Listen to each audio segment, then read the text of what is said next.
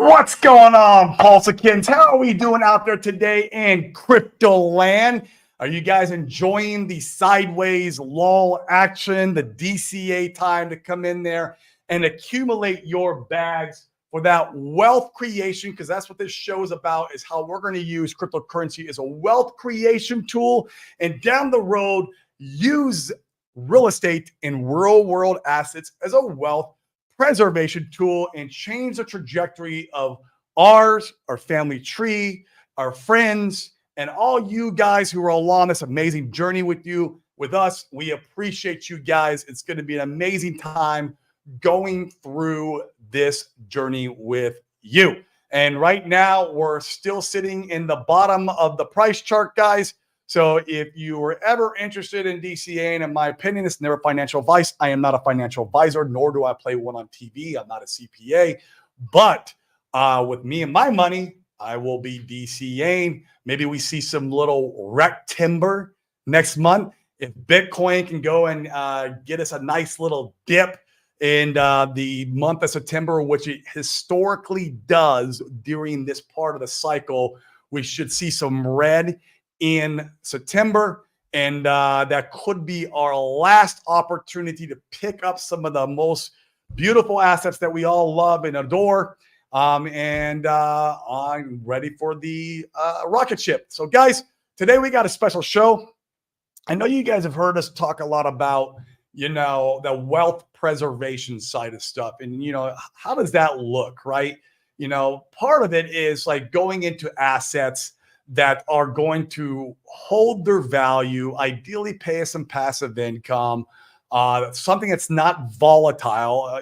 We love crypto. We all love crypto, but we all know during the bear market, you'll lose anywhere from 75%, if you're in Bitcoin, up to 99%. Hex, not to call anybody out, but you guys know that you lose that kind of value in the bear. So what are we going to do? We got to preserve that wealth that we made from the bull. Well, how do we do that? Well, by going into real world assets, in my opinion.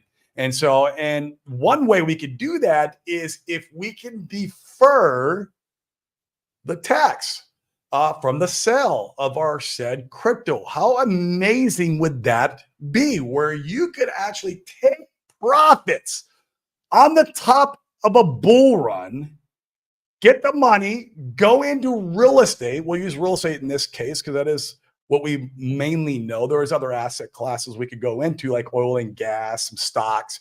But as I say, real estate, hold our position in real estate all through the bear while real estate's making a little bit of passive income.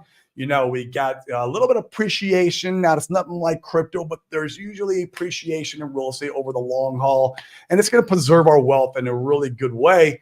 And then imagine a year or two go by, maybe a little longer if you're wanting to sit out of the bear market. Bitcoin will usually bottom about a year from its top, but, altcoins don't really get going for, we know from this time around, about 2.5 years. Like, you can sit in that real estate deal, and then when it comes time, sell out of your position out of that, go back into crypto, and imagine doing all this without paying taxes. Now, I got a special guest today. He is a tax strategist, and this is what he specializes in, is in these type of vehicles where we could use, they're just tools, guys. They're just tools, right? We talk about how cryptocurrency is a wealth creation tool. Real estate, real world assets are a wealth preservation tool, but in between those, what if we can stick another tool and not be partnered with our favorite 3-letter agency friends? They're not my business partner. They didn't take the risk on my investments. Now, eventually, I'm going to have to pay them something. I get it. But in the meantime, I want to defer that as much as possible. And my friend I'm going to bring up today, guys, is a specialist in that. And I'm going to welcome to the stage, Mr. Chris Shakowitz. What up, brother? How you doing today, my man? What's going on with you? Doing great. Thank you. Thank you for having me on. Yeah, we are blessed to have you on today. A lot of these guys are hardcore crypto folks. Some of these guys got some pretty good sized portfolios going into the bull run. And something like what you got going on, man, I think can be very, very advantageous to them, unless they like partnering up with 3-letter agencies, which I don't. So won't you give the audience a little snapshot of like who you are, how did you find this tax strategy? And then we can talk a little about that. Okay. Well, my name is Chris Shokowitz. So I'm a tax strategist with defertax.com. And my career is quite variable.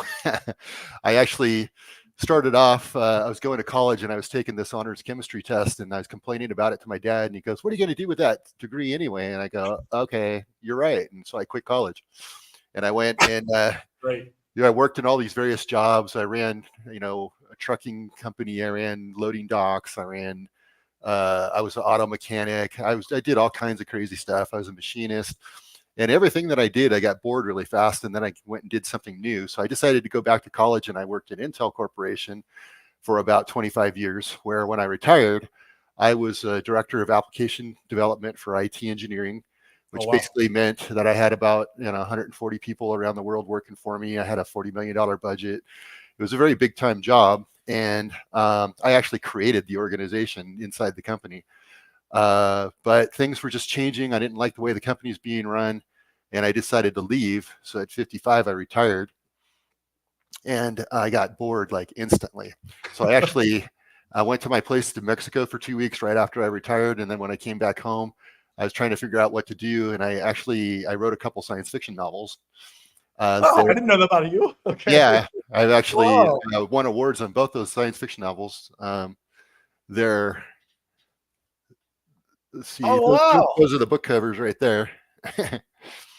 But then I got kind of bored with writing, and I had a property that I bought in Santa Clara. By the way, in the meantime, I have been a real estate investor. Biggest building I owned was a 85-unit building in San Jose. It was about 12.5 million. I had started off with an 8-unit building and just kept flipping and getting bigger and bigger. And then I had a cousin who was in the finance business in Japan, and he left right before the Japanese crash. And he came and visited me and said, "Hey, Chris, the same thing's going to happen in the U.S. This is about 2004. He said, "You need to get out of real estate." Wow. So I did. It was a good move. Tell me. So I've been pretty heavily tied into, financial transactions. When I worked at Intel, I got every kind of stock option there is. I put some of that into real estate. I put a lot of it into the markets. So anyway, fast forward to about 2018, and I had a property that I owned in Santa Clara. It was my primary residence. I had left to go create this organization in Intel. So I went to the Folsom area and I rented out my old house, right? And it really sucked because I had literally just done the last improvement to that house. I literally just changed the front door to a brand new front door. I had done everything you could do to that house. And then it's like, "Oh, you got to move to Folsom." So I rent out the house. And then my wife and I decided to keep it just to see, if we ever wanted to go back, we would have that house in that area because it was a nice house. And we were visiting my brother-in-law. We go, "Hey, the traffic's bad. People are kind of rude. Do you ever really want to come back here?" And we're like, "No, let's not do that." So we sold the place. So we had bought it for like $575 and we sold it for $1.7 million. That's beautiful. And I was interviewing realtors, and one of these realtors basically said, "Hey, I know this guy who could defer the taxes on the sale of your house." I'm like, "Really? This is something I have never heard of. This is a primary residence. You can't do a 1031 exchange. What are we talking about?"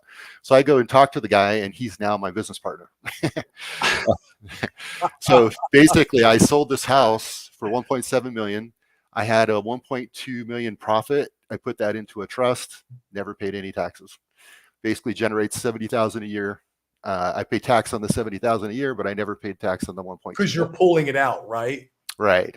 Yeah, you're pulling that money out. It's not working for you.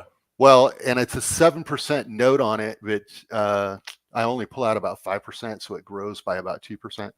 But anyway, so that's how I kind of got into all this tax deferral stuff. And then me and the guy, he was the advisor to the money, right? Because I can't touch the money the way the trust is set up. So I was talking with him and he was saying, "I'm really having trouble growing my business." I go, "Well, I did a lot in the marketing space at Intel. I actually worked on the Intel Inside program. That was the largest marketing program in the history of the planet.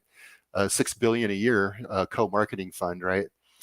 So he and I started working together, and we just hit it off, and so we became partners. And then he started teaching me everything he knows. Oh, wow. And how long was he doing this type of tax strategy? Since about 2009. 2009. Yeah. Wow. That's incredible. And you did this on that property, of course. And so you went through it and experienced it. And now, how many investors have you helped do the exact same thing? Would you say? You don't have to be accurate, but yeah, it's definitely over several hundred. It's okay. over 250. So yeah, the company that we work with, the legal company that does the structure, they've been in business for 25 years. They've done over 3 billion in these types of trusts, and essentially they've been audited over 30 times, never paid a penny to the IRS. Wow, that is amazing.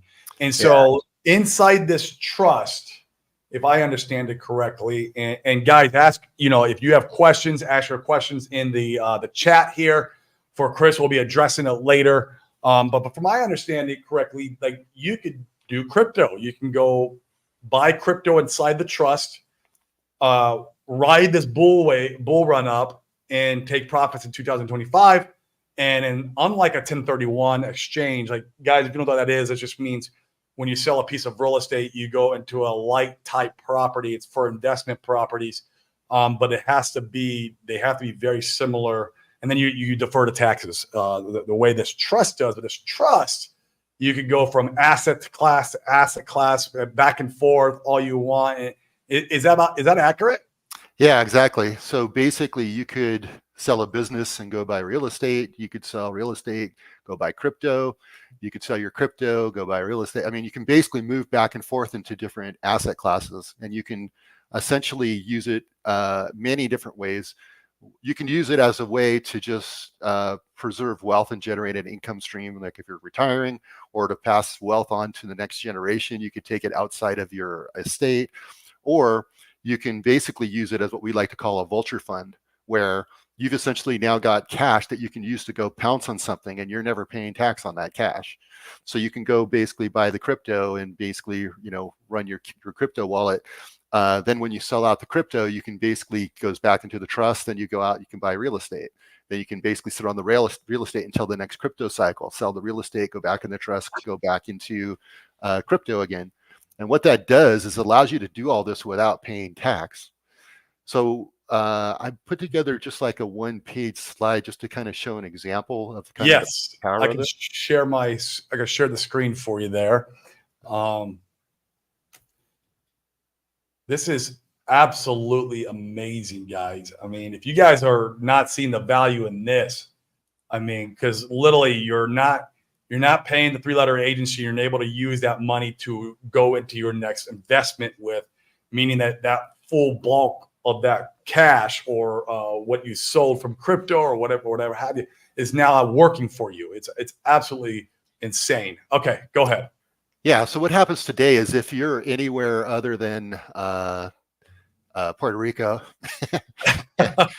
Puerto Rico is one of the other options. Yeah, exactly. One of the things that happens is you basically have a tax bill, and you'll have a federal bill as well as, on average, a state bill. That state bill can run anywhere from 5% or 4.5%, somewhere in that range, all the way up to about 14.4 in California. California. California just raised it this year to 14.4. It was 13. Brazales, you're in the audience and you're hearing this? Yeah. So your federal tax rate is 20%, assuming you've got more than like 150 capital gain. Your Obamacare tax is 3.8%. And if someone by the name of Harris gets elected, apparently they want that federal tax to be 44%. Gotta love that. So basically, if you just take the low average, you're going to be somewhere in the 30% range of paying taxes. Now, if you're in Florida, you can drop that to, or if you're in Texas or something like that. Or Nevada is another one, I think, because the casinos are the ones who offset the taxes for the people. Yeah, and that's where I'm at, Nevada. Okay, well, there you go. But in general, you're losing about 30% of your money.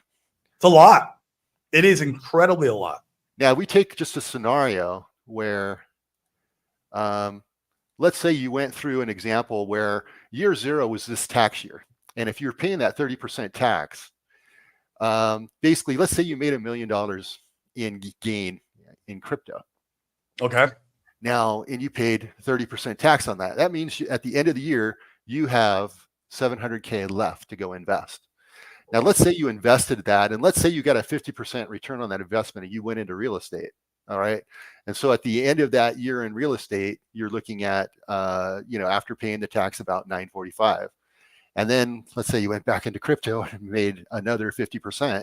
Well, then you got about 1275. And then another year you make 50%. You keep flipping between these asset classes, and you're paying taxes every time on that flip.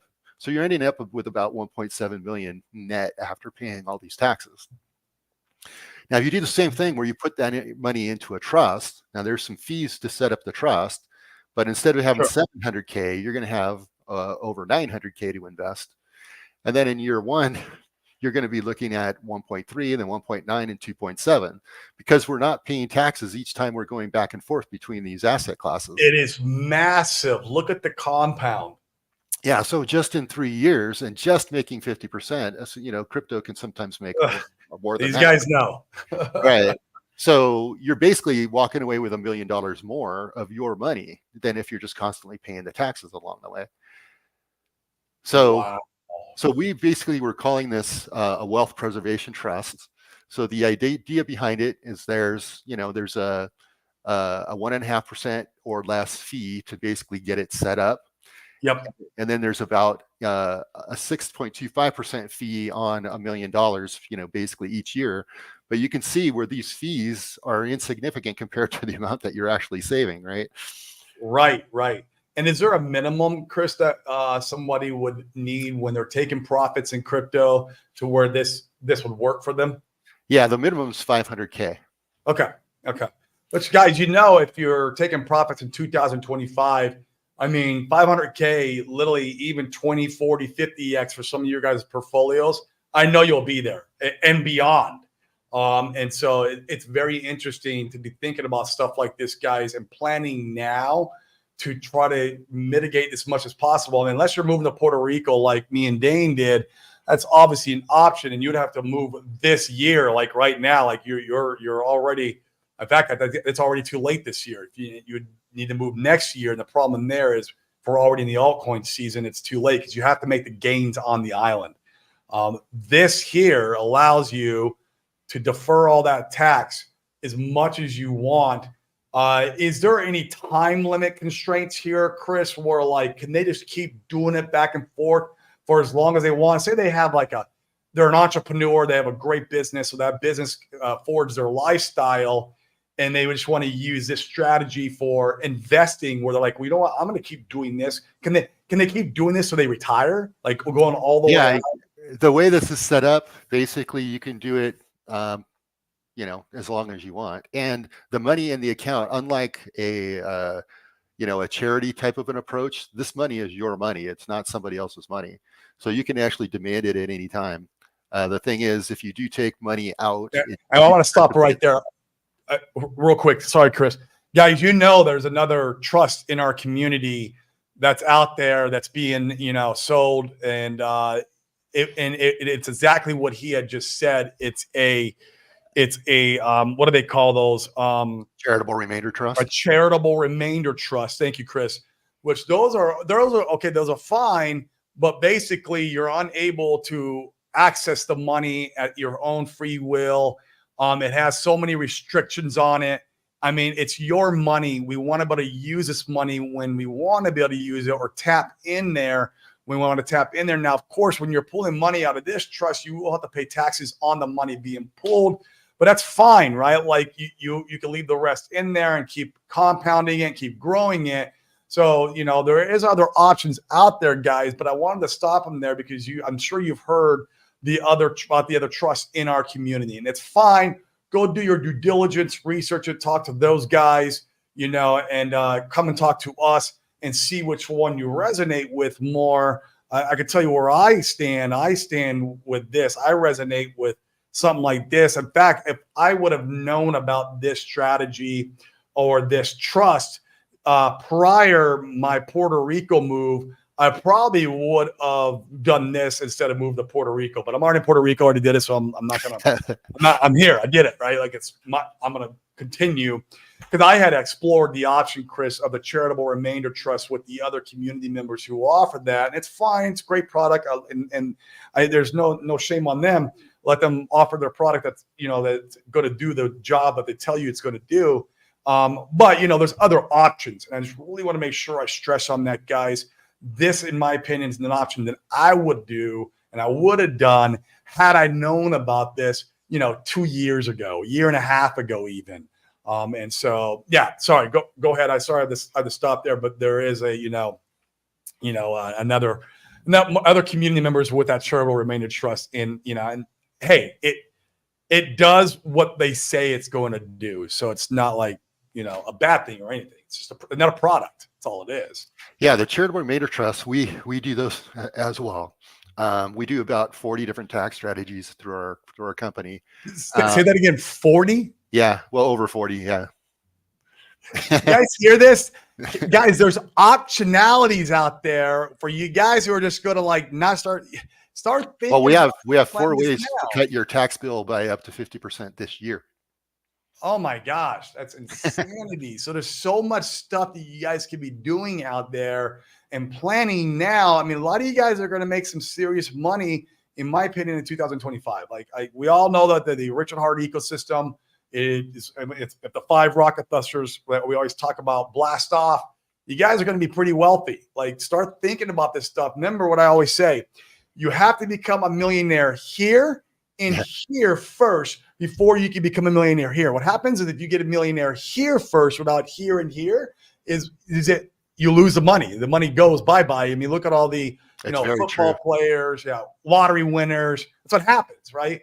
The wealth preservation part of all this is probably it's just as important, if not even more, than the wealth creation part. You can go and create wealth, multiple times, but the key is to preserve it, keep it. Considerations. I'll even say, when I was working at Intel, I didn't have exactly what you just said, and so I had well over $1 million in stock at Intel around 2000, and I didn't even really kind of realize it because I was just focused on working. Sure. Then the market took a big turn, and it went, okay, that $1 million went down to like 200K. And I went, you know what? I'm going to start paying attention to markets. That's actually the point where I decided to start paying attention to market, because not paying attention cost me $800,000. Right. So you started becoming a student. Exactly. And so I started really analyzing things, and actually that's when I started getting into real estate too. Very, very, very interesting, man. So let me just share it briefly. So the charitable remainder trust and this trust, the fundamental difference between the two: in a charitable remainder trust, you have some asset you own free and clear title-wise. There's no mortgage, no loans or anything. You donate that into a charity, and then essentially the charity sells the asset and it creates a bucket of money. Then that money gets invested and generates an income stream. And then you, as the person doing the donation, you get something, depending on how you set up the trust, you can get anywhere from a 10% to a 50% tax deduction that first year when you create the charitable trust. So usually what people are doing is they're trying to basically get a big tax deduction that first year. And then what they do is anybody that's alive, you can basically put as a benefactor of that trust. And then essentially it would start paying out an income stream. And let's say it paid it to you and you passed away, then it went to your kids, and then they passed away, it went to the grandkids. But you can only go to anybody who's alive. So when the last person alive passes away, that income stream shuts off. Anything left in that trust goes to the charity. So what you're trying to do is to generate an income stream for your children. This particular trust, you could do something similar, but it's your money and not the trust money. Or you can basically do, like we were saying, use it as a vulture fund. And then basically every time you take money from the trust and go and invest in something, it's never actually leaving the trust. The trust is making an investment basically on your behalf. So essentially you would, like with real estate, you'd set up an LLC, you would be the managing partner. So let's say we'll call them the seller, the person who sold the crypto. They put the crypto money into the trust and they decided to go buy real estate. They set up an LLC. That LLC would then have the trust invest into the LLC. And then that managing member of that LLC would take that money, go invest it in real estate, operate the real estate. They could take all the income from the real estate themselves, doesn't have to go back to the trust. But essentially, when it sells, the trust must be at least a 20% partner in the venture. So 20% of the profit would go back to the trust plus the original money. And then you could also send the rest of the money back into the trust if you want to, or you can keep it. It's up to you. But when that sale occurs, you're basically making the decision, well, if you take everything, put it back into the trust, then you can take all that money tax-free, go put it into crypto for the next cycle, run that cycle, go back into real estate, just keep going back and forth and never pay the tax. That is absolutely insanity. Do you guys see the power of this particular tool versus what other options are out there? I mean, that is amazing, man. Yeah. Wow. Okay. Yeah, so I think that's a good enough summary without getting into a lot more detail at this point. Okay. Now when they're going back into crypto, so that everything has to be done through the trust. So I want to kind of break this down. They will invest in the real estate through the trust, which is pretty explanatory. The LLC holds the real estate. Now, when they sell said real estate and they want to go back to crypto, the trust has to be the one that invests into crypto, right? Like they wouldn't be able to go and put it in their own personal hardware wallet. They would need like a trustee with the hardware wallet to go and invest. Is that somewhat accurate? Can you kind of break that process down for us so they understand? Let's put it this way. It depends. So what you can also do is you can basically set up a new LLC, have the trust invest in the LLC. The LLC essentially is buying the crypto, so you're not. So then you can have the LLC have its own wallet. Oh, and then you own the LLC. Right.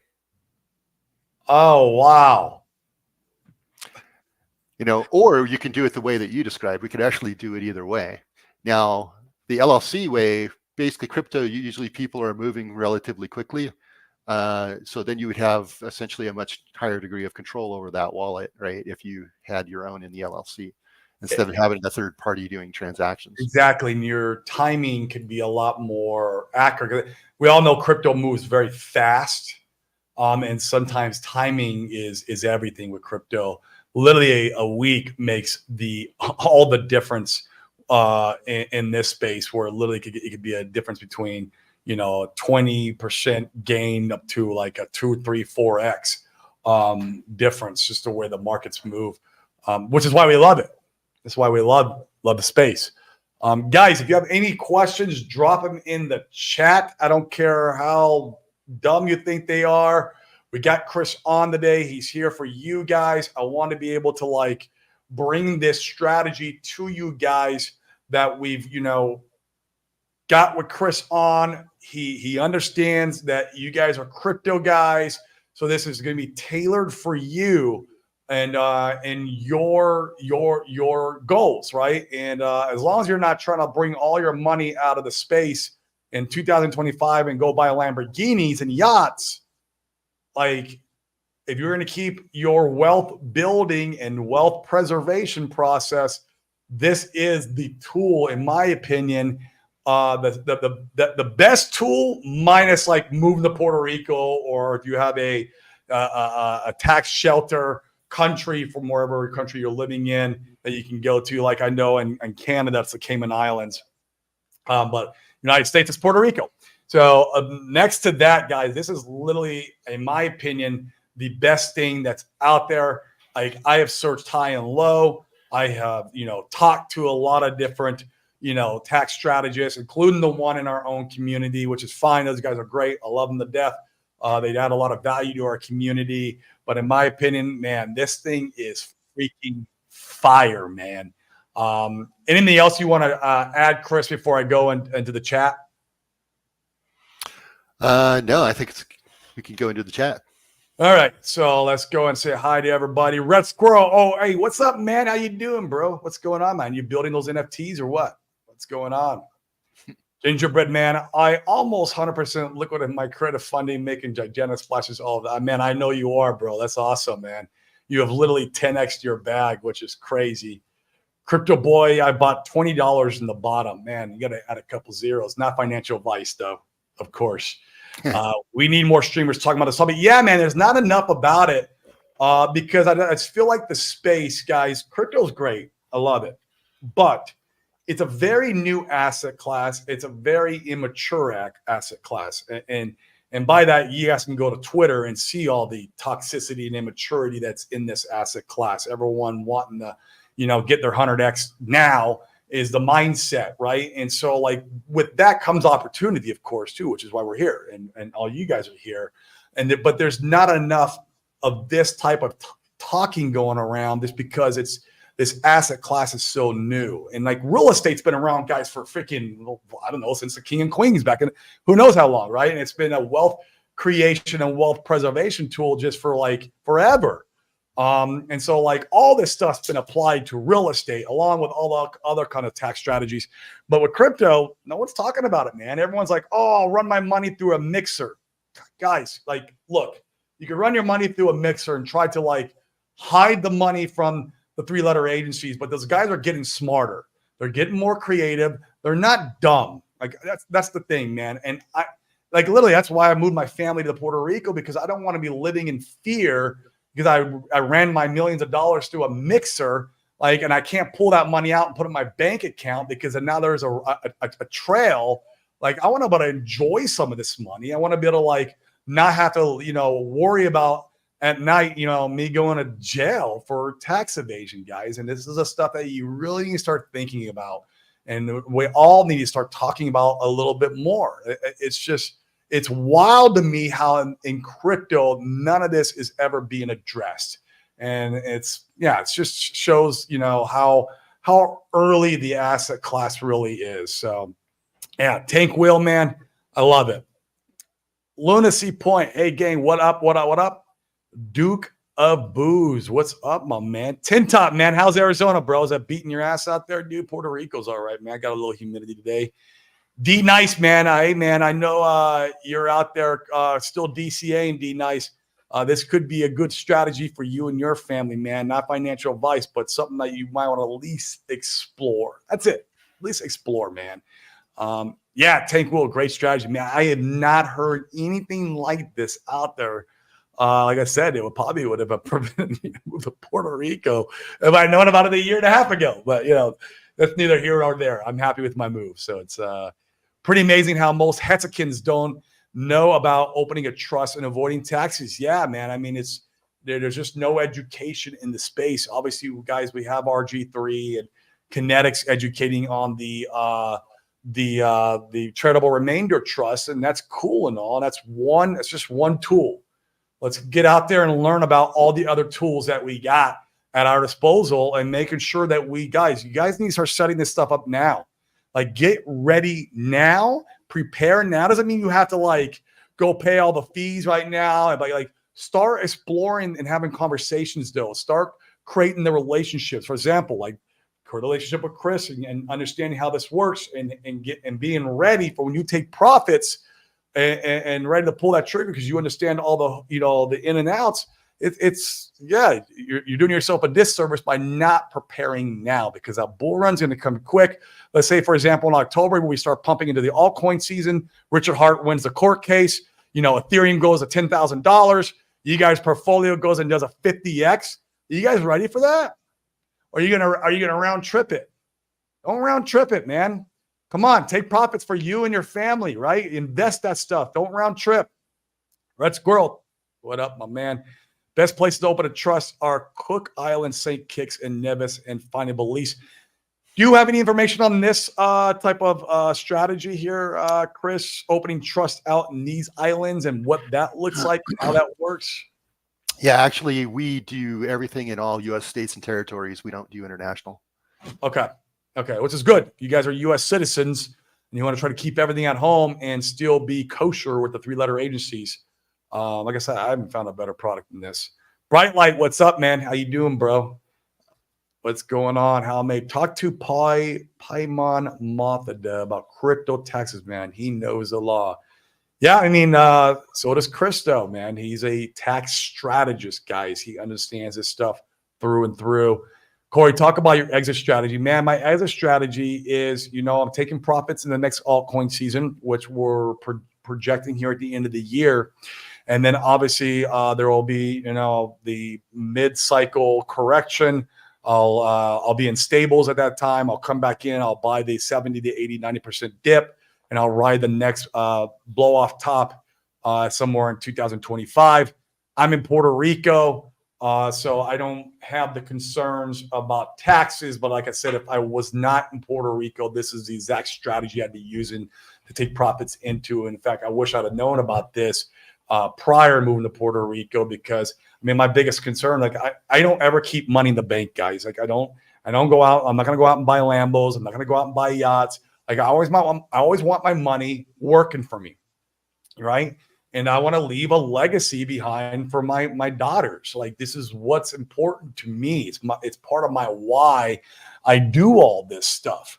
And so like for me, this would have been a perfect strategy, because I could just stayed in Arizona and kept investing my money back and forth into the different asset classes that I know and love, preserve that wealth, and have that for my children.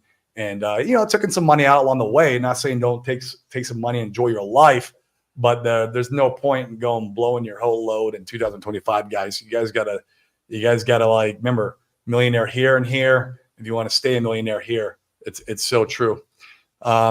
Crypto BD, where do you find his services? So how do we want to do this, Chris? If they are interested in exploring this option a little more, should we have them reach out to us and then we drop a calendar link, or do you want to like what would be your recommendation? We can do that either way. So however you want to play it. Okay. Guys, if you are interested in what Chris has to offer, DM me on Twitter or Telegram. Actually, do it on Twitter, because I Telegram, it gets lost in the sauce. And actually, you know what we'll do today? Let me let's do this. Do you have a calendar link? Actually, for the guys who are watching today, I think it could be good if we see if they want to book a call. Sure. With you, Chris. Yeah, just defertax.com/Chris. Here we go. What is it? DeferTax, DEFERTAX.com .com/Chris. Defertax.com/Chris. Guys, let them know that you came from the DeFi Crypto Alliance show, and that you're interested in using this for crypto, and he would be able to help coordinate some of this stuff for you. Bright Light says, can you use this to pay off a primary residence mortgage, vice versa, and reinvest later with the profits on top? So we have a different strategy for that. So basically, when you do this type of trust, you cannot be self-enriching. So the idea is a primary residence is self-enriching. You can use the income generated by the trust to pay your mortgage, but you can't use the cash from the trust to pay off a primary residence without paying the tax on the money first. Right. It's like the same, the three-letter agencies are looking at it like, okay, this is the same as him going out and buying a Lamborghini. Yeah, it's considered self-enriching. Right. So there are some other strategies to do that. They're more complex, and take a little while to talk through. But it all depends on what you're selling and what, how much capital gain, what's your basis, all that kind of stuff. Okay. Good to hear. Good to hear. So Bright Light, sounds like there's options. Explore, guys. There's nothing wrong with having a conversation and starting to think about this stuff now. Yep. Crypto BD, will we be able to download this stream later? Man, it's on my YouTube. Feel free to it's always there. You can always rewatch it. Like I said, guys, and if you don't book a call with him from his link, you can always reach out to me on my Twitter. My Twitter is open. My DMs are open. You can always reach out to me there. Say, hey, Corey, I'm interested in this. Can you tell me, a little more about Chris, or whatever questions you might have if you didn't want to ask on the show, or if you guys were watching the replay on this. Hexologist, what's up, guys and girls? Not just in a tease now, Corey. I became more of a DJ with meme coins too. Oh man, look at you, bro. Out there being a DJ. Now, Red Squirrel, he's out in the UK. So I imagine you're unable to help people in the UK. Is that accurate, Chris? This is for United States residents only. Well, it's for U.S. This trust basically is U.S. citizens. It's U.S. citizens. So there we go. Just making sure that you guys know that. Red Squirrel, I'm sure, man, there's stuff out there. Like, dude, like start exploring. And maybe you already have. Who knows? Maybe you already have. Mitch, man, I know, bro, dude. Like, dude, you should have moved to Puerto Rico when you had the chance. I'm kidding. I kid. He's out in AZ too, man. It is brutal out there. I actually might be in AZ, though, in December, Mitch. We should hook up for coffee, lunch, whatever in December because I'm out there for the holidays. It'll be fun. And it's nice there for once. If we invested in the crypto in our personal name, what's up, Catan? How are you doing, brother? How do I move the gains into the trust? Gifting to trust? How does private foundation differ from this trust? Pro cons of each of them. Great question. Yeah. So first off, the title that you have for the crypto, it doesn't matter in terms of going into the trust. The trust is its own legal entity. So what you're essentially doing at a high level is let's say you were selling real estate, just as an example. If I sell my real estate and I sell it to someone else, and that person basically gives me a note back instead of paying me cash, what I just did is called IRC 453 installment sale law. I just set up an installment sale, and basically the tax law says you don't pay tax on any cash you never received. Okay.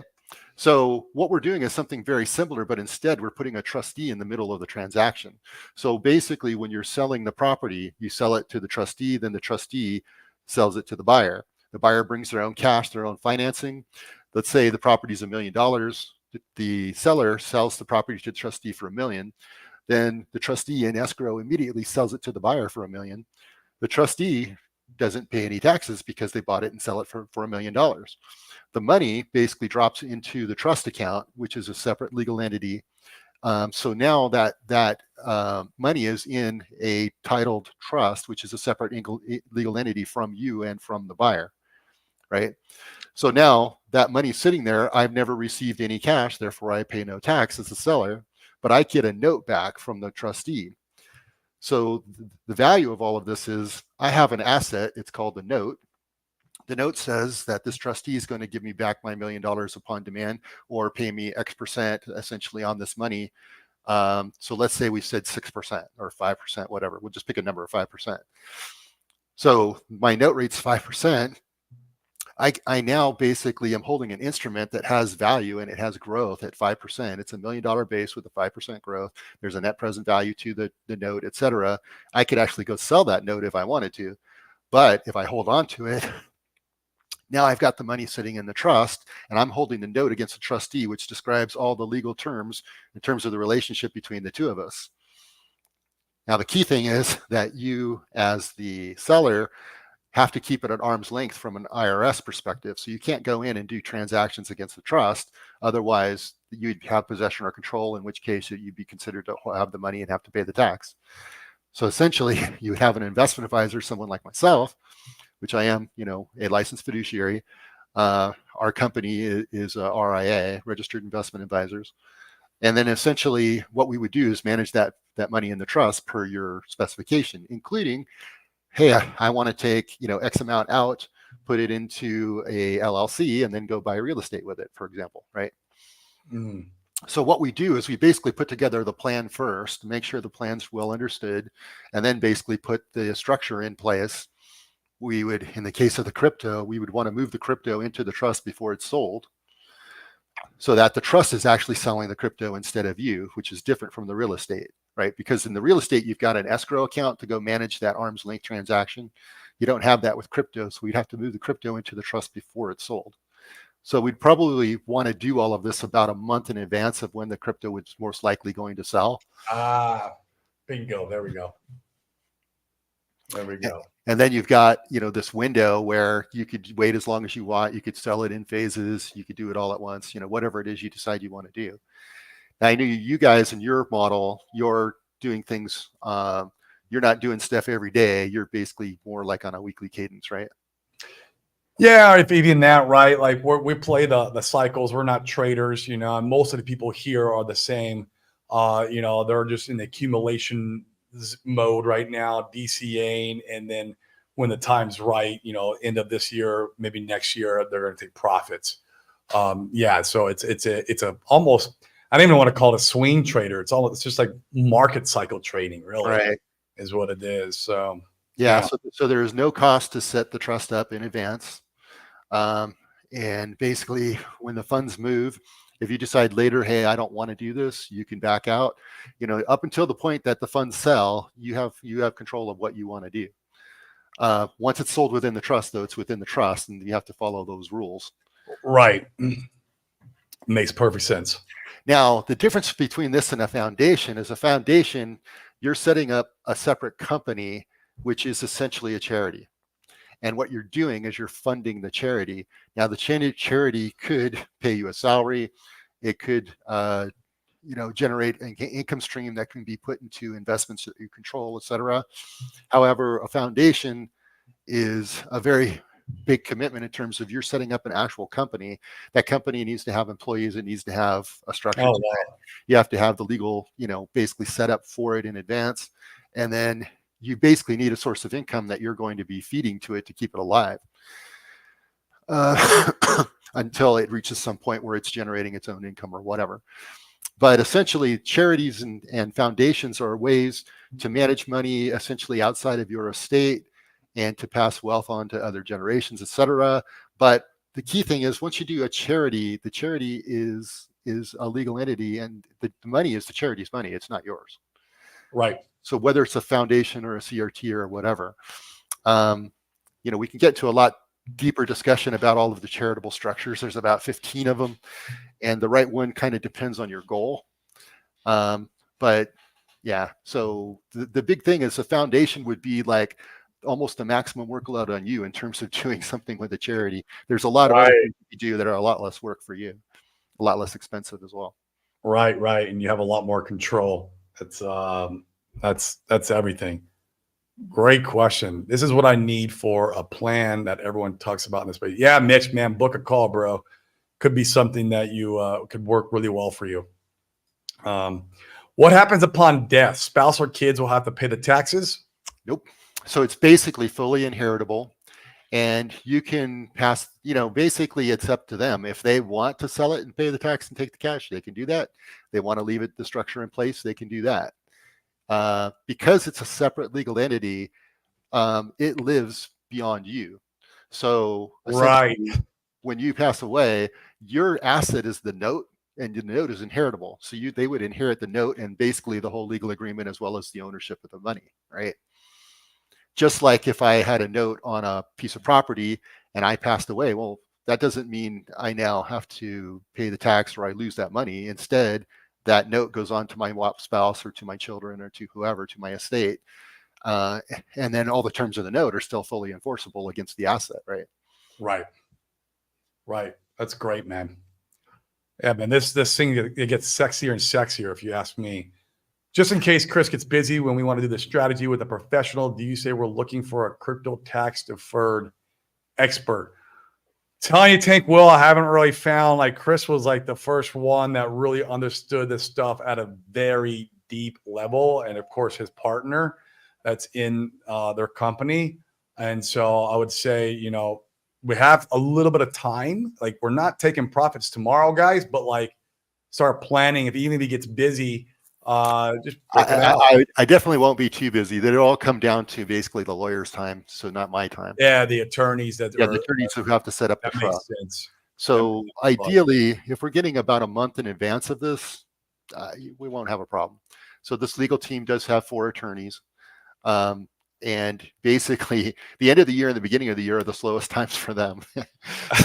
so if that's when this took off, it actually could be kind of perfect. It could work out really well. Also, Corey, can you ask Chris roughly what's the percentage you can make from the trust each year? Are you talking about what you can take as far as money out, Tank Will? Because that's like you can take if you want to take as much as you want out, you just got to pay the tax on it. Is that accurate? True. Now, in terms of the income it can generate, it depends on your investments and your appetite for risk, right? Right. So if you want to go invest in basically flipping houses, you can go do that. And you can make a 50% return, right? You're taking the risk on flipping the houses. You just basically set up that separate company that the trust will invest in that company and you can go flip houses. Now, if you want to just have the money in the trust and sit there and don't invest in the real estate until the next cycle, well, then we would be looking at a whole plethora of investment strategies. We actually have 40 different money managers, 20 different insurance companies, over 50 different alternative investment strategies. So really, it's like, what do you want to do? And then we'll sit down and talk through, okay, well, here's the strategy to accomplish your goal. That's great. Guys, his number one job is to like make sure you're not partnering with our favorite 3-letter agencies. Yeah, like, exactly. That's his mission in life. Like, it's freaking awesome, guys. Come on. Come on. Still the easiest to do is move PR. Yeah, man. I mean, if you want to come out here and do all this, I love it. Don't get me wrong. But like I said, Paul, man, I would probably have done this. You know, I didn't like the Chettle Remainder Trust that, you know, the community has. And so like, that was not I almost did that actually. It was like between that or PR. And I was like, I was weighing them both out for a while. And then I chose PR because obviously it has your inconveniences, right? You got to move to a freaking tropical island. You got hurricanes. You got, you know, power goes out. It's a Saturday, guys. I was 20 hours without power and water. It sucked, right? Like this is the part that, you know, that we have to suffer through for this. So if I'd known about this, Paul, I mean, honestly, bro, I probably would have just done this and stayed in AZ. But I mean, you know, it's different for everybody. Everyone's got different goals, finances, like where are you at in your life? You have kids, you got a wife, you got like, you know, how old are you? Like, there's a lot of things that go into this stuff, guys. It's no cookie cutter, that's for sure. I'm probably going to move to Hong Kong. Dude, Red Squirrel, do it, bro. I love China. I'm going to be out in Shanghai, hopefully next year. My wife's from Shanghai, so I would love to go to Hong Kong, man. Never been there. And Macau. Macau would also be a great place to go visit. That's where all the casinos are at. Steve, great catching love. Big replay fan. Yeah, man. What's going on, bro? Thanks for tuning in. Thanks for getting experts on. Yeah, man. I mean, the key is, guys, is I never want to be the smartest person in the room. I want to make sure that I surround myself with people who understand the stuff I'm interested in at a very high level degree, that they're experts in it, right? Like that whatever it is I'm thinking about doing, because I can't become an expert in everything. It's just impossible, right? I pick one thing, I stay in my lane, I go do that, and then that's it. Like I got to go and make sure I surround myself with people who have put the 10,000 hours in, and that's what's important. And so that way I don't have to do it. Plus, I just don't have the freaking bandwidth or the IQ to go learn all this stuff. It bores the shit out of me, for one. It's you need to do it, but like, let's rely on these guys' skill sets, especially like Chris here, man. That's the key. That is the key to success in life, guys. Hope to see you in Panama. Yeah, man, I'll probably be out there for Randy Holarski stuff, man. I'm also going to the October court case. At least as of right now, I'll be out in New York in October. And then I'm hoping to be out in Panama for the No Permissions event. That would be a blast. Could we convert our crypto into stable coins, which is just crypto on the blockchain, Chris, that is tied to the dollar, has no volatility? Yeah. Crypto into stables, then get the process of the trust going. Then once we have the trust, sell the stables. Yeah, you would want to basically put the crypto into the trust, then sell it into whatever else. So basically, as I understand it, okay, that's a taxable event, right? It is technically, right? Yeah. Yes. So yes. basically, we could put it into a stable coin, yeah, and have it sit there until other shoes drop or whatever. But yeah, the original sell, if you're basically trying to avoid a taxable event, we would have to move the crypto before the tax. So if he was selling Pulse Chain, you know, he got himself a 50X and he wants to sell it in the stables, he needs the Pulse Chain needs to be in the trust. Right. Yeah. Okay. It makes sense. It makes perfect sense. And I always knew that technically anything you guys do on the blockchain, as far as transactions are concerned, are supposed to be taxable events. Like, look, guys, it's just what I hear. Not a CPA, not a financial advisor, but we got a professional on today, which is good. So in my opinion, this info is critical to retiring. Being a 55-year-old small business owner with no 401k, crypto is my only hope to retire in the next 5-10 years. I think you got a good hope there. I think it's great. It's a good tool for wealth creation. We've seen history of this. 2020 and 21, 88,000 millionaires and billionaires are born out of cryptocurrency, out of this asset class. It is emerging so fast. So you're on the right track. Just make sure you're adding some wealth preservation in there. Because look, guys, I am not sitting through a bear market and round tripping where you lose 75 to 99% of your economic energy. And crypto does that every single time. Even Bitcoin lost 77% of its value in the last bear market. I'm not doing it, guys. And I don't buy into like, oh, stake my hex 5555. It's all about T-shares. Nah, it's bullshit, man. It's crypto.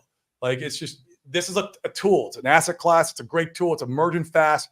Like, let's use it for wealth creation, what it's there to be used for. It's a technology. Tech is crazy volatile, and crypto is even more volatile than tech. Like, it's just insane, guys. And so there's no point in round tripping your bags, losing, all that value that you worked hard for. Guys, you're sitting through all this FUD and this bear market and all this SEC stuff that's all going crazy. Like, it's insane what you guys sit through, and the amount of, just the mental gymnastics to keep your wits about you, to keep DCAing, to not take profits is insane to me. Make sure you take profits. Don't buy into all the influencers, stake 5555. It's not going to go back down. Bullshit, it'll go back down. I'll tell you right now, guys.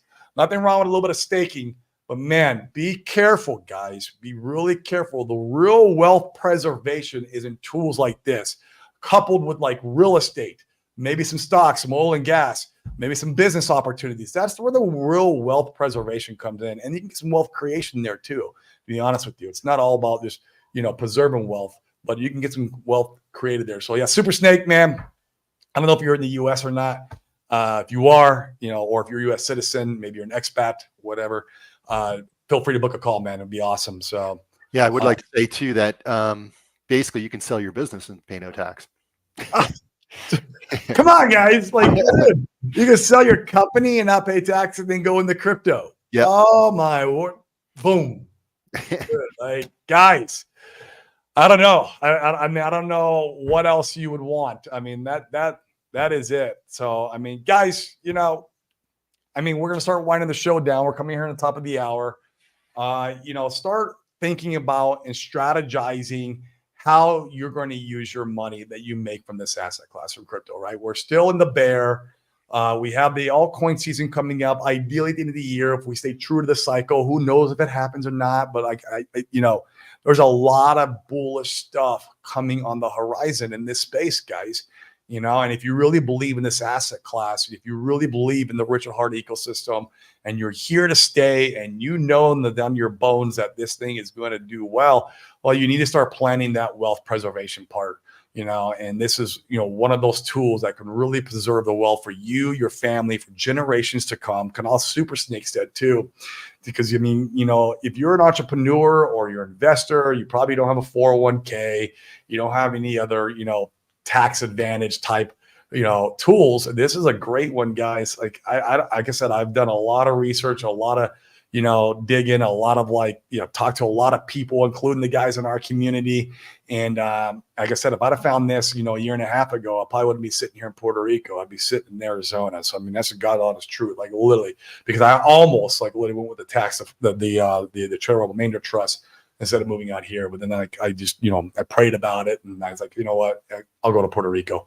And so, but this one, I like this one so much more, than that charitable remainder trust. So guys, I mean, if you want to, sell your crypto, go into real estate, maybe buy a business, or vice versa, sell a business, go into crypto, sell some real estate, go into crypto, and you want to play these cycles with wealth creation and wealth preservation, going back and forth, and not pay the tax. Now, it's not, you don't avoid the tax. It's tax deferred. But remember, like that 30% of money that you would be paying our friends, the 3-letter agencies, you get to use in the next investment and grow your wealth on that money. And then going back into, crypto, whatever asset class, you keep growing that way. It keeps compounding, guys. It keeps compounding. This is how you become a millionaire here, and here, which is very important. So important, guys. Keep that money. You guys have worked hard. You've gone through the mindset and stress of being here. And so, yeah, we appreciate all you guys. We have 196 viewers, guys. If you're watching on Twitter, come over to YouTube, smash the likes, hit the subscribe so we can keep bringing the good word of crypto, the good word of real estate, the good word of wealth creation, wealth preservation, keeping that money, right? Not paying our friends and keeping that money working for us over and over and over and over again. This is the key to life, guys, as far as finances are concerned. So, I mean, this is it, man. Well, Chris, we appreciate you coming on so much. I would say we'd probably have you come on maybe here in a month or two again and re-engage this conversation to make sure everybody is, thinking about these things. We're going to keep poking at them. Okay. And tomorrow, guys, we're also going to be on the DGen Roundtable show. Feel free to tune in there. Actually, I'm going to have Chris come on there too. So if you have some more questions that you thought about, like, I wish I'd asked it live, you can come on there. Ask it live. We'll be on there. It'll be a lot of fun, but we'll be in their house. And so we'll see what they have in store for us. But guys, I really take this stuff serious, take in consideration here. I'll drop it one more time. It's defertax.com/Chris. Yep. And guys, if you don't want to talk with Chris, feel free to DM me on Twitter. My DM is open. I don't have all the answers like he does, but I have some information. And so, guys, we appreciate you. Go out and touch some grass. We're still in these lull moments. I'm going to be dollar cost averaging in and wreck timber. Prepare for, maybe another dip. We'll see if it holds true to the cycle. I don't know. Maybe we get surprised and we see a green candle on the monthly. I don't know. That's the fun of all this. And then preserve your wealth. All right, guys. Have a good one. Peace. Thanks again, Chris, for coming on. We appreciate it. Thank you.